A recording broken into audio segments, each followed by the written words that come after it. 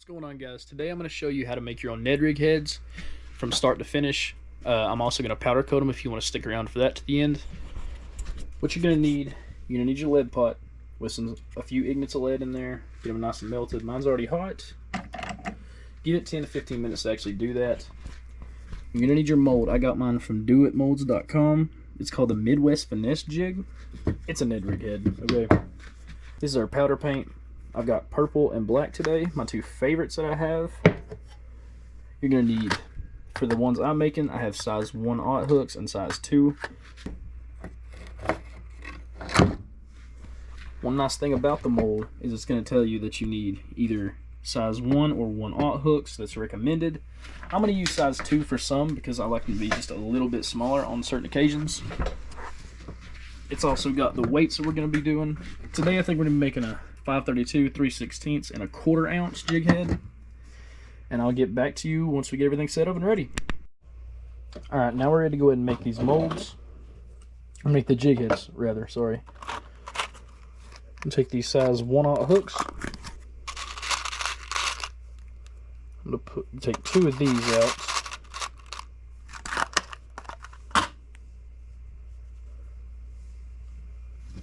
I'm going to put a 1/0 in the 532 and a 1/0 in the 3/16. I'm going to take one of these size 2 hooks.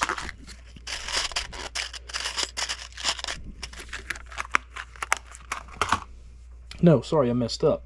I'm going to put one of these in the 1/4, the other 1/0 hook, and put this size 2 in the 532.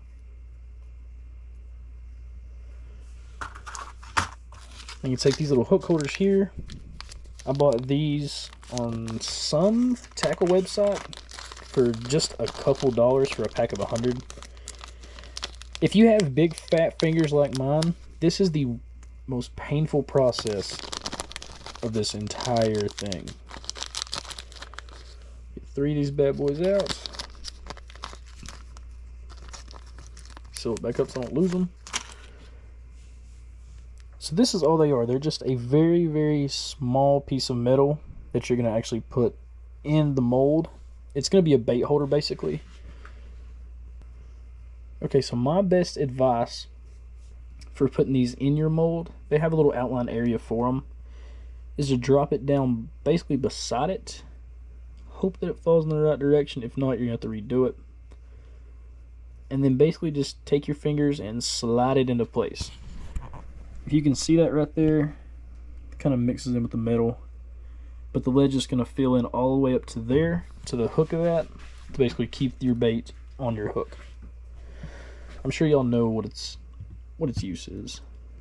I think they have a couple more of these molds on their website. I could be wrong about that. That have like a weedless option where you can get the weedless hooks. That's my preferred Ned rig head to use, the ones that have the weedless wire hook on them. So right here, as you can see, we have all 3 of our hooks ready to go. All you have to do is close the mount and hold it pretty tight, otherwise they will fall at the bottom.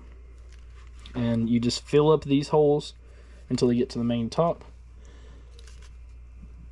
Just get right under the nozzle. There's 1 filled. 2 and 3. As you can see, that lead's already hardened. It cools down very, very fast. Open up your mold. It came out on that side.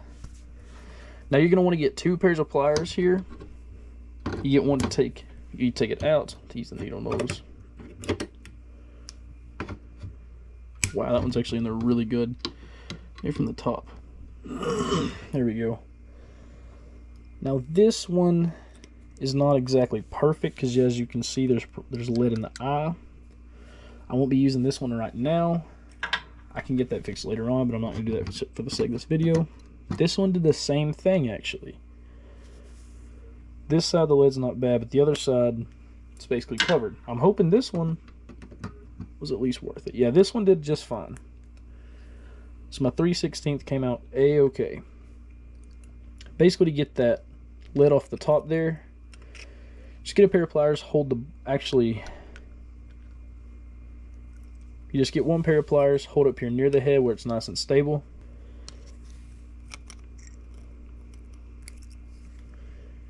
You get your one pair of pliers where it's not, hold it nice and stable. Take your other ones. Basically just wiggle that head off. Do it very carefully. Uh-oh. Should pinch that back on there nice and straight.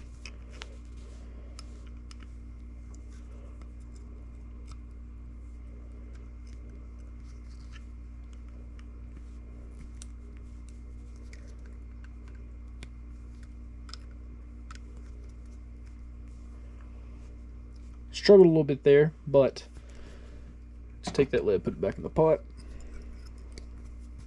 That's going to be your end result. There is a bit of a rough patch on the top of these every time you take the take that top of the head off. You can take a file and file it down. I never have a problem with it. Actually loosened up my wire hanger. I was messing with that so much. So basically this is what you're looking for, minus that being loose because I screwed this up just a little bit.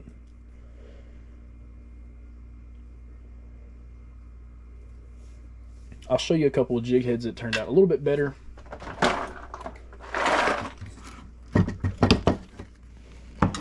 Actually, I'm going to go ahead and unplug my lead pot here so I can start cooling down.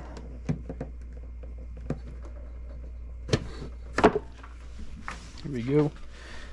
Again, I mean, this is pretty obvious, and I'm sure everybody knows this, but if you are doing this, do not touch your lead pot for quite a while. It is literally just a hot, basically cauldron that's just melting metal. It stays hot for quite a while.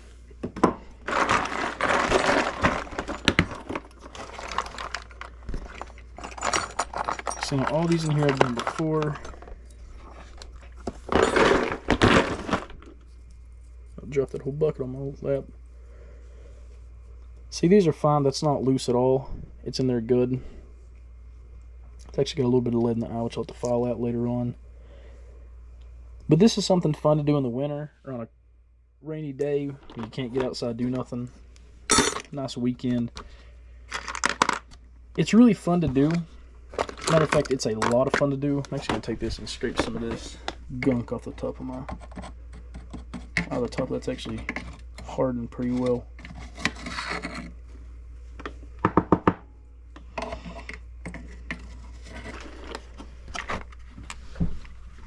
Anyways, this is a lot of fun to do, especially when you get a little bit of free time on the weekend after work in the winter time, which is what I'm doing now. Just gonna get ready for the spring and summer. You ready for them bass? Got these small ones, get them ready for the crappie. See, some of these are painted. I actually have another video on my channel of how to powder coat these. These are all Ned rig heads, but you can do it with the crappie jigs as well. But that's a lot of fun to do as well. Instead of just a shiny lead head, you get a nice, pretty color. I really like this blue, but I probably won't use it a ton. My favorite is this purple. If I can find the black. There it is. A little bit dusty there.